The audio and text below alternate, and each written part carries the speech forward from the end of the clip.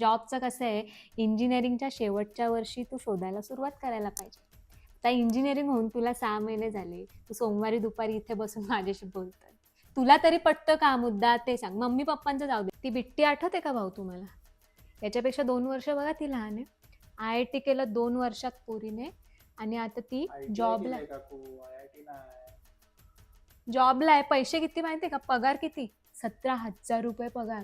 तू पण ठायचा तिला पॅकेज. तुम्ही त्या लग्नाला नाही आले ना, तुम्ही खूप मोठी चूक केली. नवरीचा भाऊ CA आहे. कुठेतरी लावला असता ना, शब्द टाकला असता तर. इंजिनिअरिंग केली तर काय झालं? नात्यात असलं काय नसतं. तू माझ्या नात्यात, तुझा जॉब माझ्या हातात. Simple logic. प्रिपरेशन करायला तू गॅप घेतलाय. मी तुला माझ्या अनुभवावरून सांगते, वाईट नको वाटू देऊ.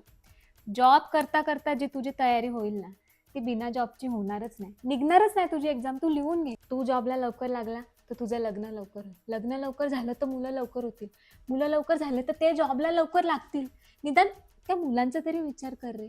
ते लेट जॉबला लागणार. टेन्शन आहे बाबा पुढेचे सगळं. तू तर जिमर पण आहे ना, जिमला जातो ना तू, मग टाक ना रीला बनवून बनवून.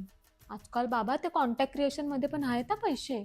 ए असं असं टाकायचं. पैसे नाही मिळाले तर निदान ते तुझे डब्बे तरी मिळतील ना तुला फ्री. चिंट्यासोबत तू राहू नको. चिंट्याच्या पप्पांची करोडोची प्रॉपर्टी. त्याने आयुष्यभर जॉब नाही केला ना तरी तो आरामात बसून खाईल. आपली कॉम्पिटिशन त्याच्या पप्पाशी आहे. तू एक दिवस त्याच्या पप्पासोबत फिर.